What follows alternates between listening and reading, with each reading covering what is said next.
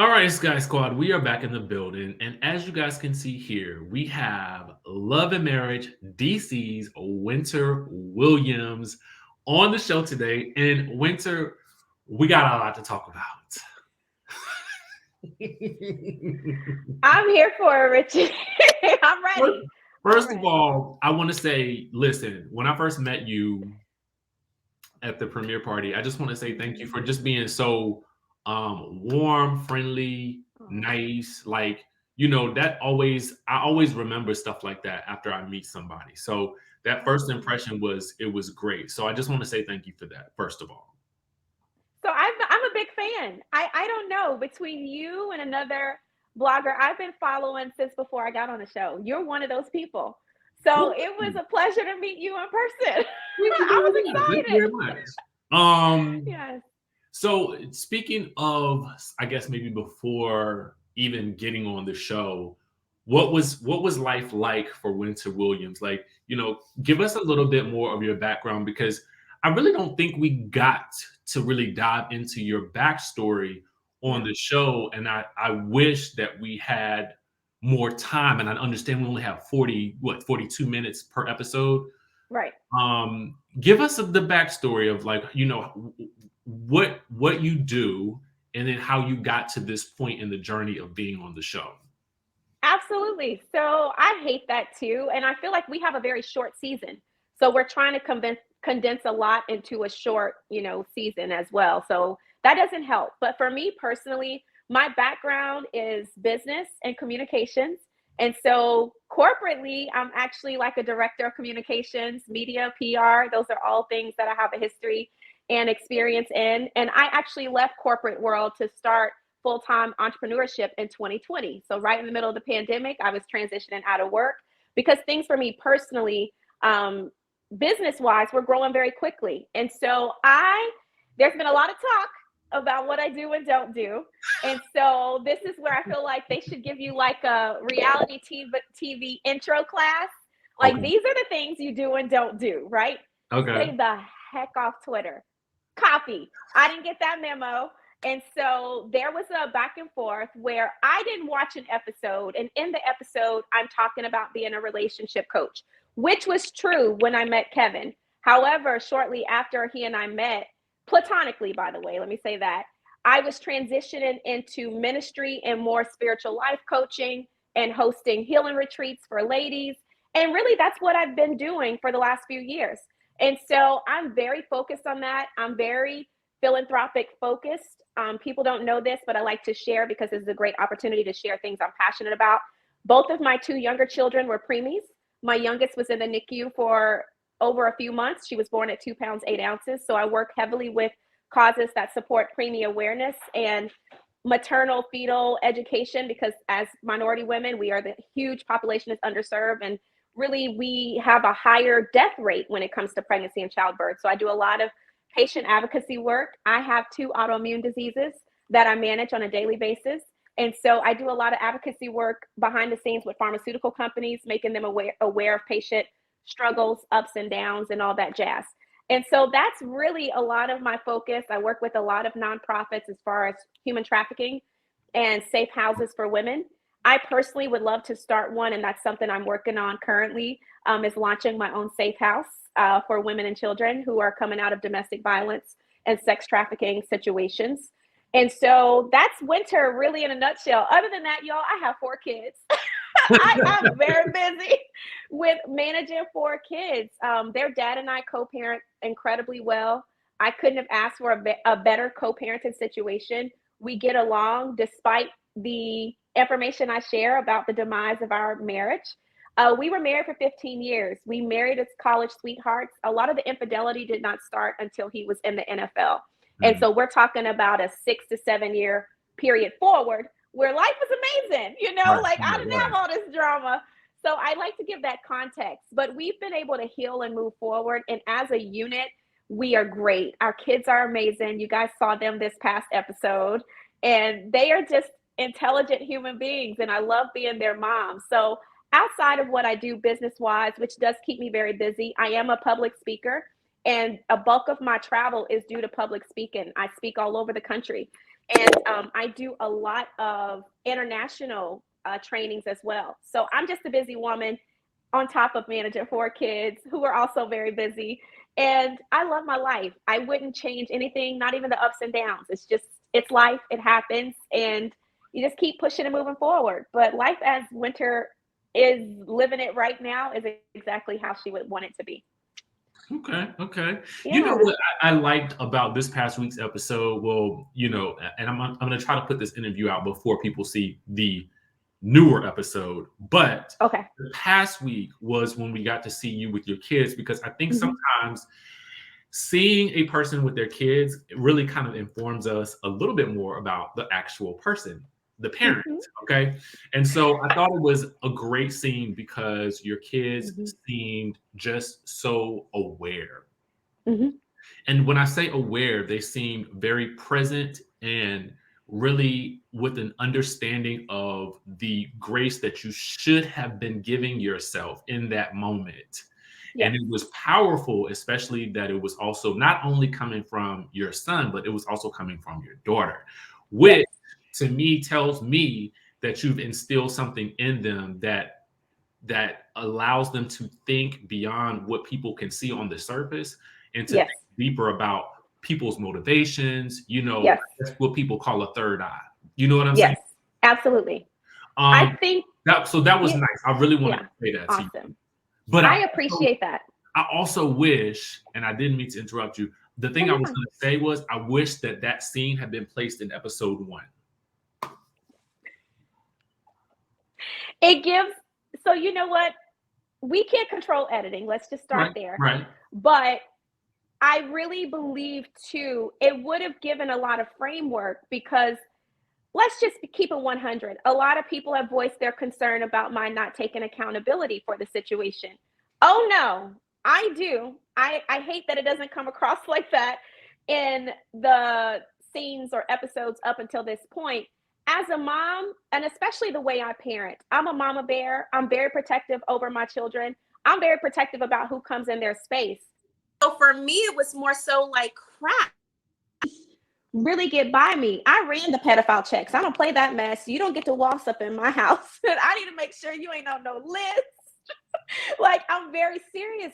But for me, and I feel like we don't get into that either. People have to understand my parents were pastors. I'm heavily churched. And so a lot of my thought process that I used going into the situation with him was very churched. mm, Now, will I do things differently going forward? Heck yeah. Because it jades us in a sense. And we're taught to believe that if a man moves swiftly, then it must be God, it must be right. He knows right. what he wants. But unfortunately, in my situation and very similar situations, unfortunately, people use that to their advantage when they're trying to get over on you as well. And so there's a lot of things that I would do differently. I would not let him rush me like he did. He did rush, my kids mentioned that. He moved very fast. And unfortunately, we took that as a green light when really it was a red flag. So yeah, there's a lot of things I go back over in my head and think, why didn't I speak up? Why didn't I say this? People don't realize as well, I actually tried to postpone our wedding and Mm. he talked me out of it. And I think back to that moment, and I think, Winter, why didn't you just advocate for yourself? There was no need to rush. You know what I mean? Like, regardless of what his reasons were for moving forward, there was no harm in waiting. And I don't believe love was actually ever meant to be rushed. And so the fact that we're kind of taught differently is unfortunate. And these are the things I'm committed to sharing, hopefully through my story. I recreate the narrative for those of us who have been heavily churched and taught to believe that rushing is best. It's really not. Um, honestly, I'd rather people just fornicate, just go out here, sleep around, get it out your system, and it's better to wait long and than to marry wrong, which is what I did. You know what I mean? And so I would almost rather people just go out here and get it out. You got to get one off, but don't make some life changing decision that is still been such a tremendous hassle to get out of, because this is a person that's very not agreeable. He's very contentious, and it's unfortunate. This is a marriage that lasted a year, and it's taken almost a year to get out of it. You know what I mean? So hindsight is always 2020. I'm human. I don't claim to have all the answers. Even having been a relationship coach, I literally missed some key red flags, and I own that. But all I can do is apply it and move forward. I can't stay here. So, yeah. So, and I gotta ask these questions now. So just Sure. don't be mad at me because I'm not mad. Go ahead. So I understand where you're coming from with regards to sort of like being heavily churched because I Yes. know that I understand that life. Um, but I need for you to tell me, okay? Because typically when we dating somebody, we will see, where they live at, Absolutely. especially to make a big life decision like that. And I understand that Yes. he was rushing you. So my question is two parts. What prevented you from being able to see his personal space? Because Yes. that could inform a lot about True. the person, right? But then Absolutely. two, what was he doing that was clouding you from being able to see who exactly he was? So let's start with the basement situation. Right. That's the question Right. of the hour. So people have to understand context. When I met him, we always met outside. Now, one of our agreements, because we were an abstinent, and I do mean fully abstinent couple, no kissing, no sexing, No, wait a no second. Hold kissing, on. Did you say no kissing, girl? no kissing, no kissing. Okay. I got to say this. Yes. Okay. This is just us. We're having real talk. Girl, Sure. listen. The kiss is where the magic is. Okay. No kissing. Because at least then, like you ain't even got to go all the way, but you could at least tell, like, okay, yeah, I'm feeling some things here. So No no kissing. kissing. No kissing. And the crazy part was that he brought all of this to the table. He felt like he wanted to honor and respect our abstinent journey. This was something he had practiced in the past. Now y'all got to understand I'm buying in hook, line, and sinker. So it ain't like he got to work hard to convince me, because I'm like, okay, I'm committed to abstinence. This is my choice. This is what I believe in. And so he didn't have to convince me hard. Aside from that, right when we really started getting into dating, we were still agreeing to meet out. We were trying not to tempt each other, but then COVID happened. Okay. That is the big kind of difference. And so let's be clear, it wasn't like we weren't FaceTiming. This man, this is what trips me out, was taking me on a whole basement apartment tour.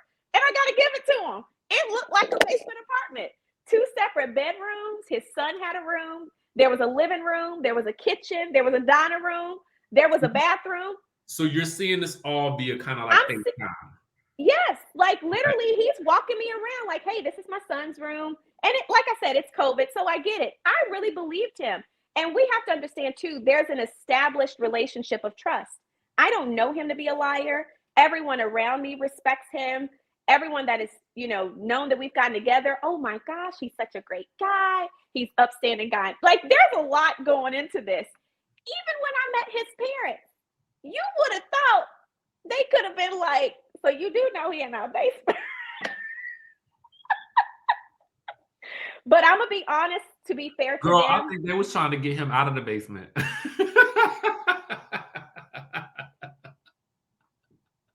They were trying to get him over there with you. I'm gonna let you say it, and I'm gonna just sit here. So there were a lot of opportunities where he could have been outed, but I really believe, in all fairness to them, they felt like he was honest. You know what I mean? And maybe I just was understanding. Yeah. So it wasn't really that hard for him to pretend. You know what I mean? Like, if you're showing me, and we're in DC, I think that's another thing people have to understand. There are basement apartments here. I have plenty of friends that live in.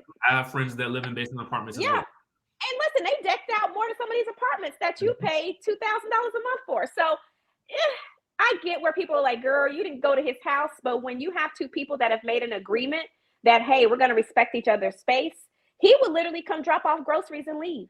Like, we literally did not hang out over each other's houses as not to tempt each other in the area of abstinence. Now, I'm going to say it again. Shame me once, Fool me once, shame on you. But fool me twice, shame on me. If I don't take this experience and apply it to, dating and vetting people better in the future, then I'm just a fool and I deserve to be called one. But there were a lot of creative things that he did, like meeting my mom, going out of his way to ensure her that he was pure in his intentions and he was going to respect and honor my abstinence, getting in good with my friends. Like he went through a lot. Like there was a lot going on. So yeah, in hindsight, it's kind of like, what man don't. Now I actually, believe it or not, we have documented footage of this. I actually said, and I quote, now I was a little leery about the no kissing because I ain't never been in a situation where we didn't kiss. Like it's one thing to be abstinent, another thing not be kissing. But Okay. I respected it. He claimed that's what he's used to doing. Fine. If we're gonna pursue this, let's pursue it. And I'm willing to honor your boundaries just like you're honoring mine. So there was a lot of discussion and it was an agreement we had. So no, we weren't going to be over each other's houses. And believe it or not, I have a lot of people in the abstinent community that reached out to me and said, we get it. We agreed. We did the same thing. We didn't kiss until we got married. So, tomato, tomato, but I'm kissing going forward. For all the super saints that may be watching, I have given up that commitment. I will be kissing because it might have told on some other things that was an issue moving forward. But Okay. neither here nor Listen, there. I ain't trying to, put you in no tempting situations, but girl, listen, you got you got to do that. Yes. So I don't want to belabor the point in talking about him, but I think some of this informs like your story on the show. Absolutely. At what point did you feel like this is not something is awry? Because I thought on the show we got a flashback of the two of you guys in what looked to be the casting of the show. So where in between the obvious casting process and then the filming of the show, what happened? So a number of things happening. I strive to be as honest as possible at all times and transparent. For me personally, our relationship really started to take a tumble 2 months after we got married. There was something that occurred, and I actually wrote my mom. I still have the message to this day. And I told her that I felt like I needed to annul our marriage. And if I didn't, I would regret it later. Yes. And it was a couple of things. But one of the things I can share is that I learned that he didn't have a car. His dad came and picked up his Lexus that I had known to be his for the last year and a half. And his dad had a car wreck and totaled his other car and needed his car back. And I'm like, wait, why does he need your car? Oh, well, it's his. So you don't have a car? That has got to be frightening. Like that was actually, for me, that's why I went and talked to my mom. Now, of course, he had spun his story. So my mom was like, winter, it's too soon. And, give it a chance. And I don't fault my mom, but I understand her perspective. You can always buy another car and this, that, and the other. But it was that for me, that 2 month in red flag that I was like, oh, something is off. You don't lie about something like that. It would have just been, just say, hey, I'm working on saving one. I don't know. It's just so many things. So it really, that was the first kind of something might not be quite right. And then there were a series of things that continued to occur. By the time we get to the casting, it wasn't even a month or two after that I got a message from a partner of his letting me know that they were alleging financial misconduct with the company that he was CEO of. And it was millions of dollars in question. And so people like to say, how you didn't know this, how you didn't know that. Well, he was covering a lot of it up with money because he had the money at the time. The bank accounts, I checked that. The credit score was not bad. There was just things were in place for him to kind of get himself in the door. But things started to fall apart. And so when we do that casting tape, I find this out. Monique will tell you, I called her and literally pulled us from the running. Like, I'm done. Yeah. I literally pulled us from the running. I said, there's something going on. I don't know everything right now, but we're good on it for now. Yeah. Wow. So it's your fault that we don't have you in the credits of the.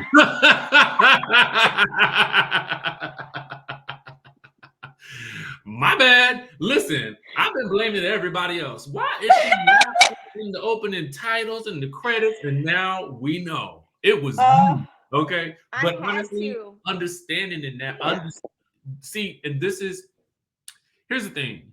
I understand the show's position now, but I also understand your position. Yeah. So I just think that I wish that we could have told it from a different space, this your Mm-hmm. story, because I think even having that conversation with your kids and then your mom, and then having the conversation at the dinner party, and Yeah. it hindsight is 2020 for everybody, I'm sure, I'm but sure. It would have gave a would lot have of context. it would have given us context for us to understand and to be a little bit more invested in your story before it kind of just came out and we're all Yes. kind of like, wait, what? Um, I want to kind of talk about like some of your interactions with the people on the show. Yes. Um, you and Monique have been friends for a while, right? We've known each other for about 15, 16 years, something like that. It's been a long time. What led you to ultimately say, you know what? I'm going through this situation with um the soon to be ex. I still want to do this show. How did that come about? So that's a great point. I actually didn't say I wanted to do the show. I saw that they had moved on with a different selection and was actually wrote Monique and was like, "Hey, congratulations. I'm happy for you all."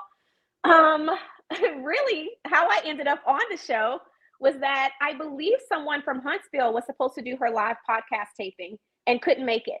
And so she Mm, called me and was like, "Hey, I need someone to fill in, and you're about one of the only people I know that can jump right in there and do what I need you to do." I said, "Sure, no problem." And so here I am. I literally came there to do a one stop shop, y'all. That's it. One stop shop. listen, they was smart, and first of all, Monique was smart for that. Then production was smart to continue to bring you into the fold. So was that kind of how it was? Like, okay, we like what she gave, Yes. personality wise, and Yep. let's continue on with that. Absolutely. So I was pulled aside and they said, "Hey, can you film again in a couple of days?" Great, great for me. My kids were with their dad that week. So I was like, "Sure, I got the time." So that we filmed, that would have been the Tyler's anniversary party. That was my second time on film. And Carlos was there that night. And so he pulled me, had me pulled, and I got a chance to meet him. And he said, "Hey, if you're interested in filming more, we'd love to have you." And I was like, "Sure, I'm down." I didn't know what all that entailed, but I was like, hey, cool, I'm open to it. And it just really sort of snowballed at that point. Like I don't know how else to explain it. I think there's this misconception that I had just been trying to get on all these shows. Like, no, this is literally my first rodeo, period. We had considered it when Monique reached out when she was trying to find couples when I was a couple. And we were like, "Hey, we think it'd be good to kind of showcase a couple of faith, and we're both entrepreneurs." And then all hell broke loose. And so, yeah, it really was just kind of a fluke the way things worked out. Otherwise, I would be sitting here watching the show like y'all. Like,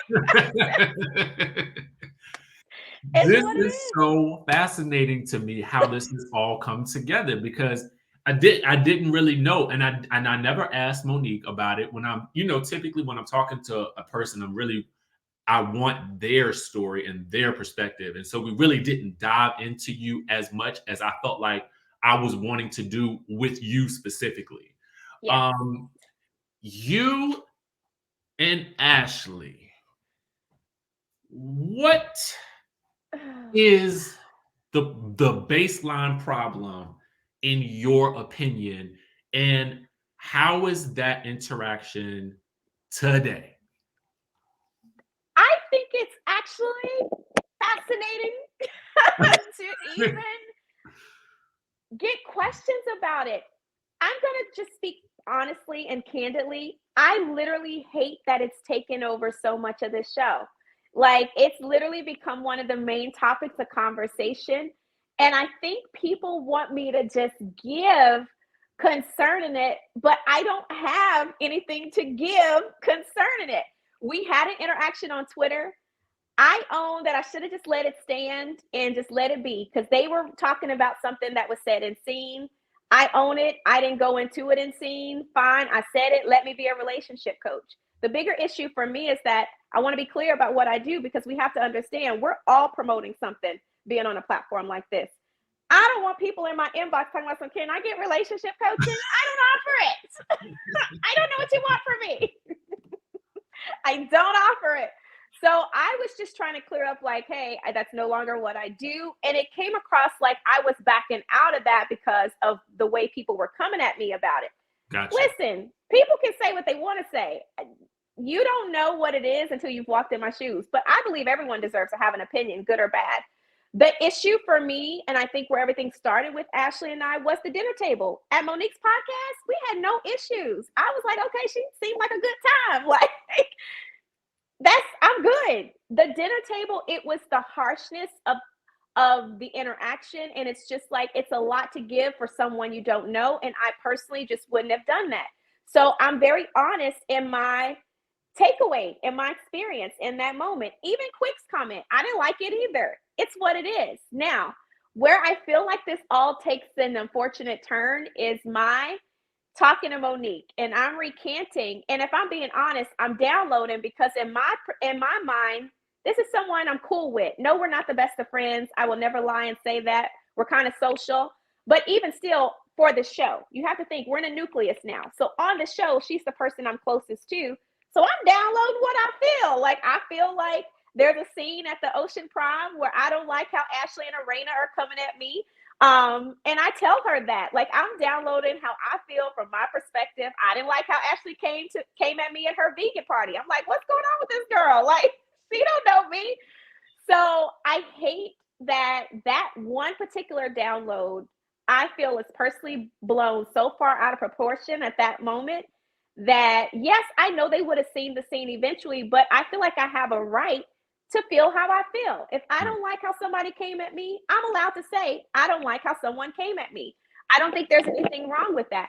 Aside from that, the one thing I wholeheartedly regret was even mentioning, because I'm just recanting too what is discussed between the Ocean Prime and my meeting with Arena. So I hate that I mentioned the whole rumor comment. Ashley actually mentioned that at Ocean Prime.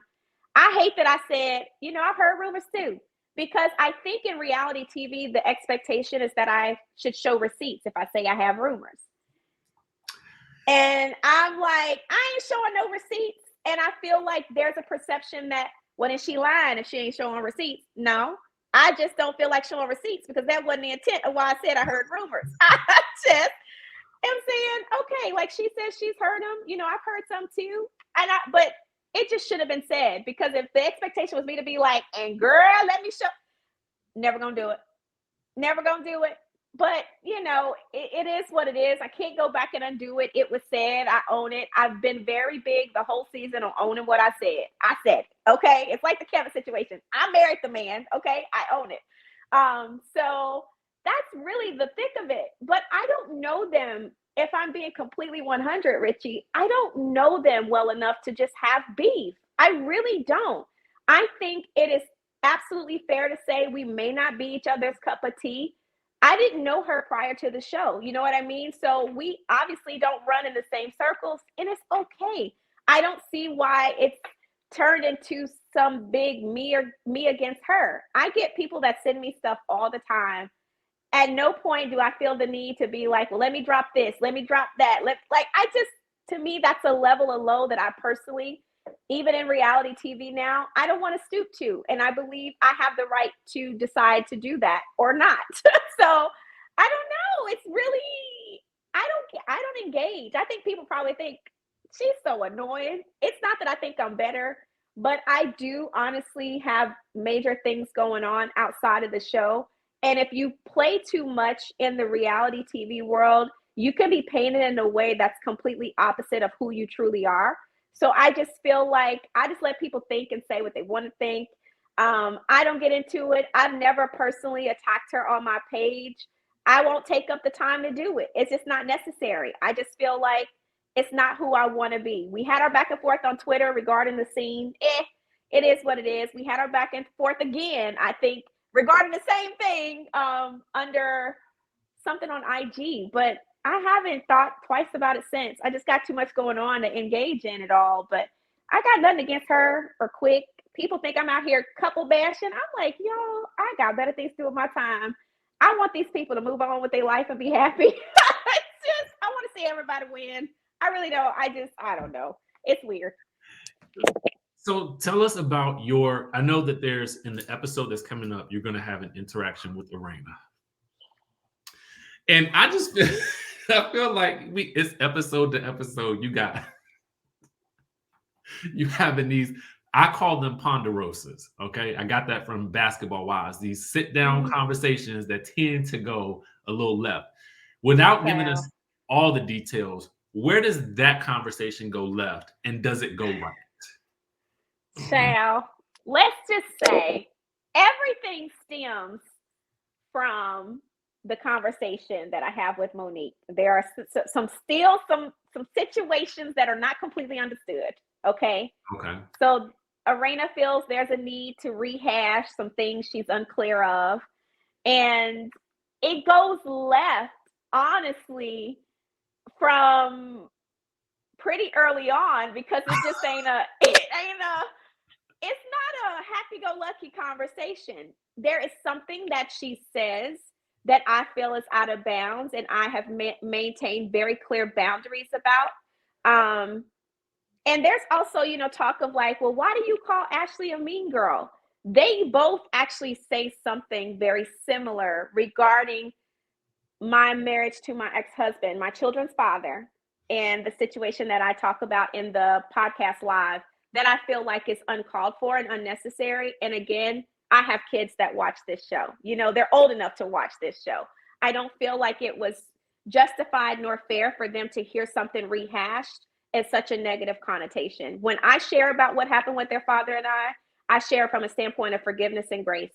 It happened. I can't change the details, but I will never bash him. He's an outstanding father. And I'm just very adamant about that. And there were several instances where they brought it up very negatively. So that is where you actually see me walk out on Arena, because she brings that up in a very negative way, and I ain't having it. I told y'all I ain't doing it. You can do that by yourself. There's plenty of context you can come at me about besides bringing up something like that. And so I think that's important for me to share, because people are like, well, where are you getting the mean girl? A lot of it's actually edited out. I've actually seen the rest of the season. So a lot of it, the audience isn't going to get to see, but I'm not just saying, hello, let me pick a fight. That ain't me. Like, that's just, I'm not that type of person. Well, but let me give you just a little bit of at least inspiration. The audience, from my perspective, they love you. They actually, they really do. I mean, here's the thing. I mean, every show needs a personality that may be a little bit different from, just different personality types. And personality types that are different may clash, but that's organic and that will happen. So I feel like the audience is enjoying getting to know you, and they're enjoying what you're bringing to the show. So I would not worry about any of that. The other thing that I wanted to about this upcoming episode, there is a moment where you are singing. Okay. Did they show that? Now, I don't know if it's coming up tonight, but they did show it in the preview that I saw on, I think it was Jamie's page, and I actually reposted it because I was like, what led you to start to bust out into song? See, those are moments, okay? That's why. Don't make me laugh. Don't make me laugh. Okay, hold on. Okay, let me just be honest, y'all. It's completely unplanned and made up, okay? But y'all have to understand context. This is the first time I have actually laid eyes on Kevin in about 8 or 9 months, okay? And I can't take the lying. So in my Pentecostal upbringing, when you can't say a word, you just sing a song. And that's all I could think of at the time. So the spirit of the petty had hit me. And we got a song out of it, Saints. I was cracking up. I was cracking up. I'm not going to spoil it for anybody that ain't seen the trailer yet. I mean, the little teaser, I can't, because I can't tell if it's tonight. I mean, tomorrow's the episode is coming out or a future episode, but it is. I think it's a future episode. I don't think we're there yet. Like, okay. I don't think, I don't, we're not there. So it must be a teaser for the season episode coming up. But when I tell you, Richie, I've never laughed so hard at myself because I didn't realize how much I gave it. You ever look back and be like, girl, what was you doing for real? Like, what was you really feeling? And I'm telling you, I cried. Like, I'm like, winter. But, it's who I am, y'all. I really, I think especially Monique, bless her heart, she's probably like, who is this person? People who know me and have known me for a long time, they're like, girl, this is so up your alley because it's me. I just unfortunately feel like I'm very buttoned up in a lot of instances on social media, so people don't get to see the petty side, the funny side. I love to laugh. I went to school on a partial vocal scholarship, so people don't know I used to do stage plays, all the time. So I like to sing. It's something, I enjoy. I ain't trying to cut no records, so y'all ain't got to worry about that. But I enjoy it. I'm church, so I'm a church singer, okay? But I can always think of a good song, and it just came out in that moment, and it's what it is. Y'all want to get good entertainment that night. I ain't gonna spoil it. A future episode, y'all just be on the lookout, okay? Oh, goodness.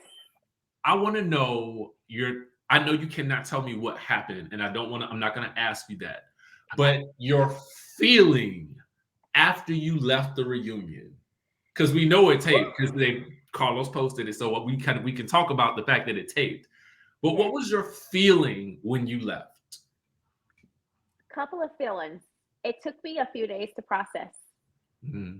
It was a lot, and I will say, without spoiling it, there were moments of like toxicity and aggression that I wish hadn't happened because I feel like,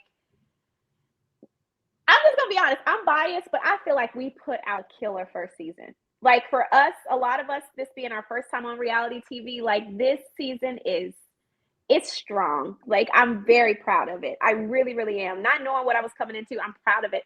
And I just feel like there's a moment that I hate. I just do.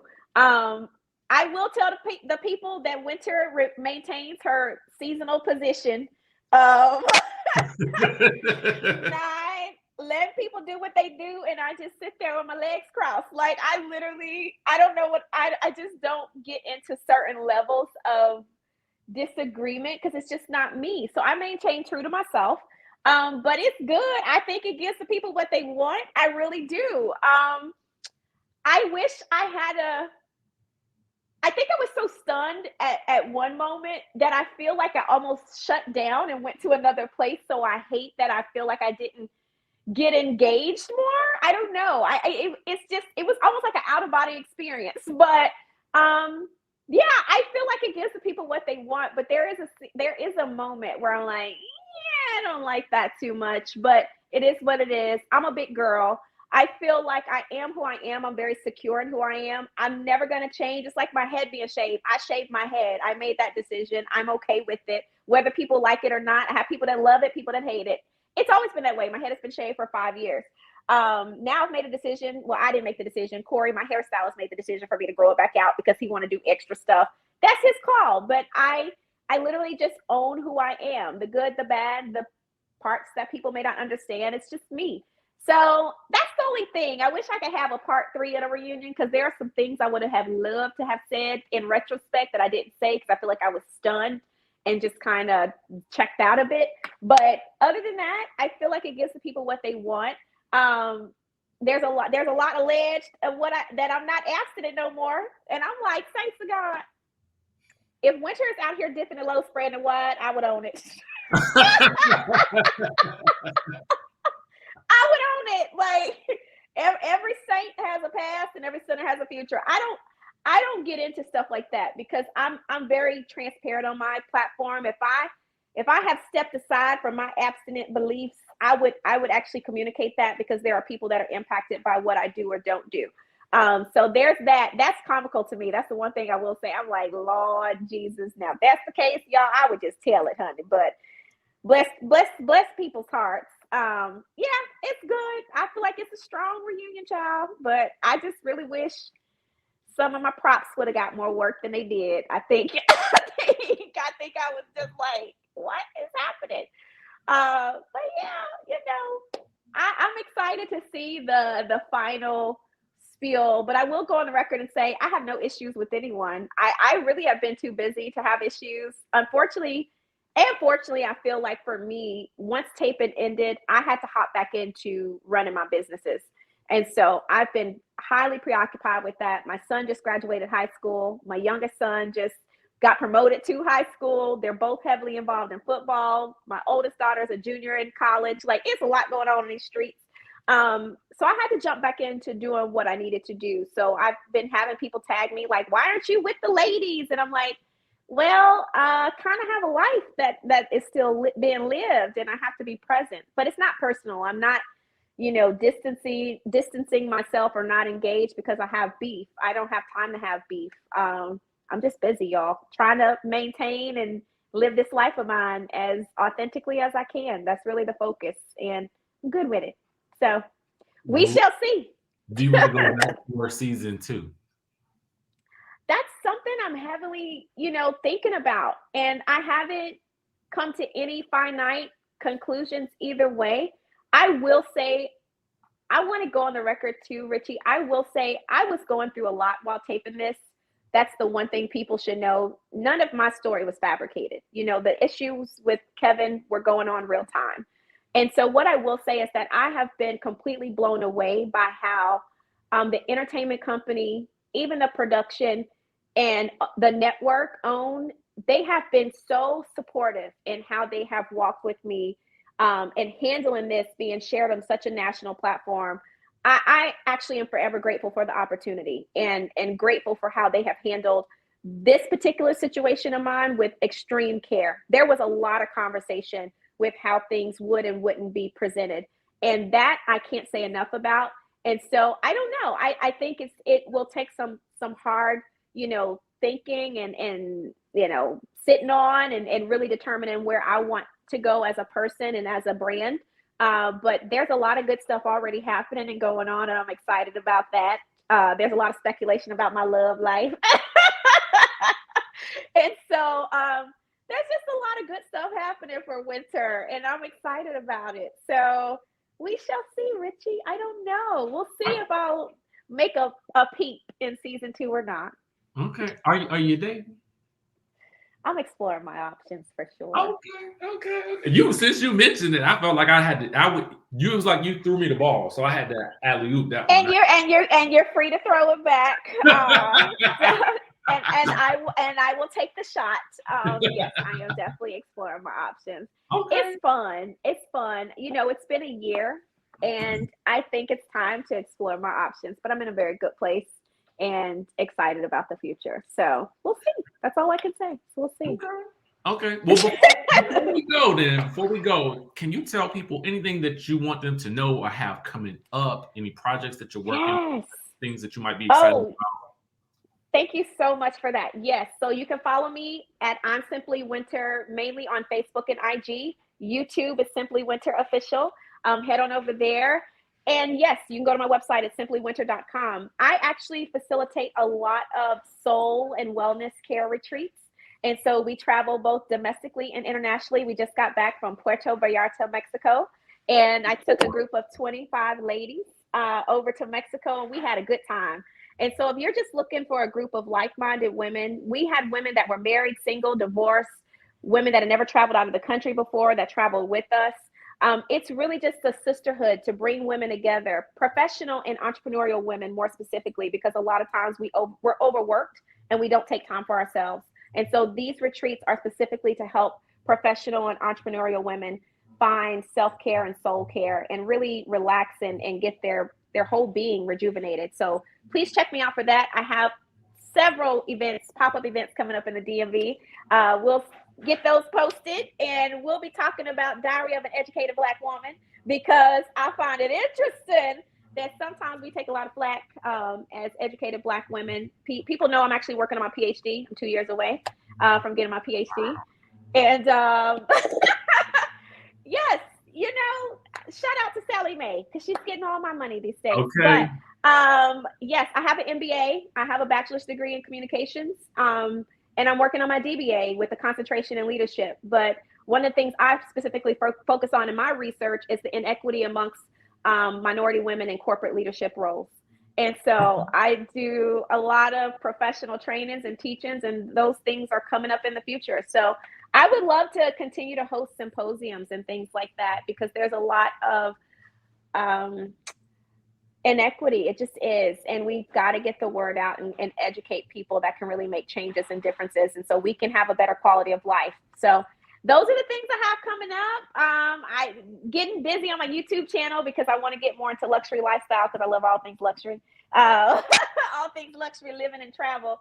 And I feel like Black people, we don't give ourselves we get a lot of flack for pursuing things that are of high quality. So I'm trying to break us out of that mold and open up a whole new world.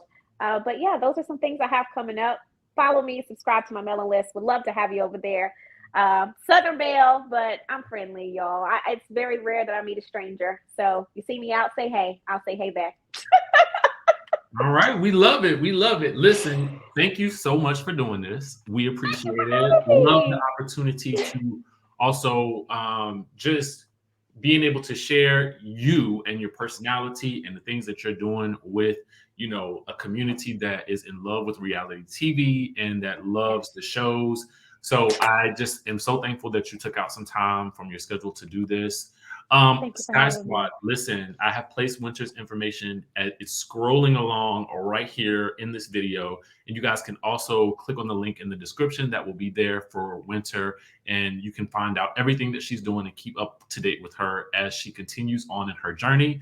And Skye Squad, I will catch you guys in the next video. Bye, y'all.